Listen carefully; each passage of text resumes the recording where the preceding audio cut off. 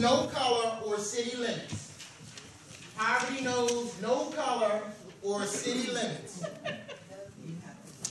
Here's the next one. Poverty affects every family in some way. Poverty affects every family in some way. That is reality. 6, poor people tend to abuse drugs and alcohol more than their wealthier counterparts. More than their wealthier counterparts. She has up both cards. The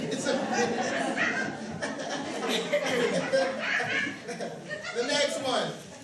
Poor people are linguistically deficient. Poor people are linguistically deficient. That is a myth. Next one. You can tell a child or family living in poverty by the clothes they wear. By the clothes they wear. That is a myth. What do you believe causes poverty? Yes. Lack of opportunity, lack of education, consistency, not being able to break a cycle. Okay. All right. Yes. Say again. Being born in it. Being born in it. Yes, I saw your hand. Unforeseen circumstances. Yes. Okay, your hand went up. Tragic event. Give me somebody from back there. Yes. Lack of job skills or job training. Lack of job skills and job training. Yes. Imprisonment.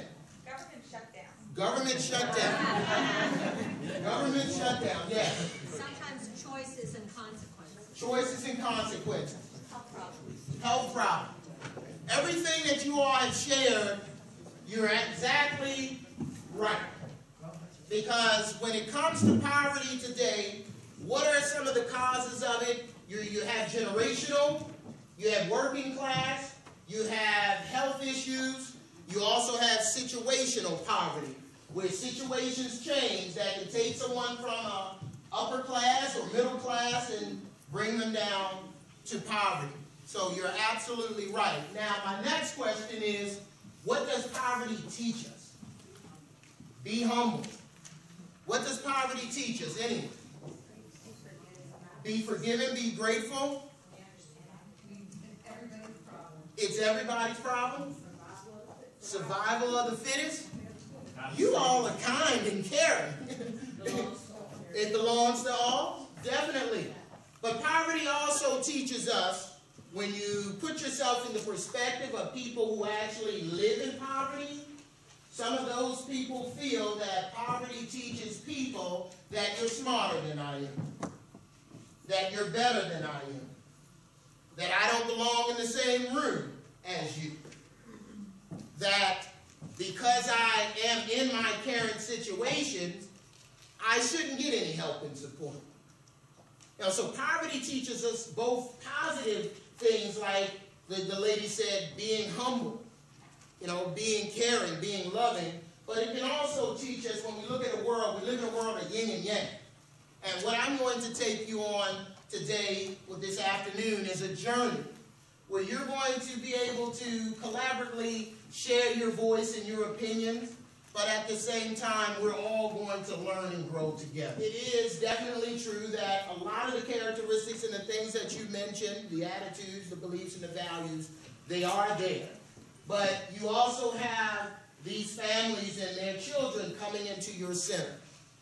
And sometimes the way you interact with them, you engage them, the way the children sometimes behave, the way the parents behave, you have to understand their perspective on what their motivators are, or what even their situations, experiences, and conditioning that brings them to that.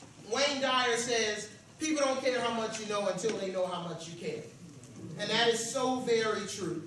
So when you move forward, in valuing your voice, you have to know and understand that the way that you treat the young people, the way that you treat their parents, is going to be so very important in your success. And I want to share this story real quick. How many of you heard about this story recently? And it's been online. CNN reported it. But this is a story that happened. This was a mother down in Florida. She was in a grocery store. She got caught shoplifting by some of the employees. They called the police officer here, Vicki Thomas, and they wanted her to arrest the lady. And Vicki said no, she wasn't going to arrest her, because she went to her car, she checked the criminal record, the history. The woman had never been arrested. She didn't have a criminal background. So she asked the woman, why were you doing this today? She said, my children are hungry. My children are hungry.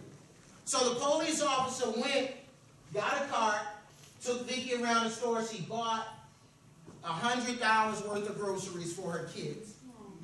Now, here's the thing.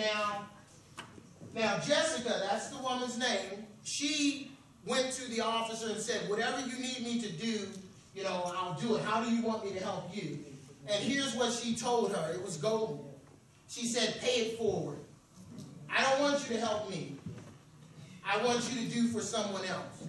When you come across another family or someone whose family is in a position like yours, I want you to pay it forward. And see, that's how your voice, ladies and gentlemen, can have value. That's how it can have value. But looking at people like that, this was the thing I wanted to say. People don't care how much you know until they know how much you care. The employees wanted the lady arrested. But this officer said, no, I checked her out. She's trying to feed her kids. And the other young girl, that's her daughter. And the young girl talked about in the article how she was being saddened because her little brother was always hungry. And there was nothing they could do. And you have these types of families as a part of your child care center.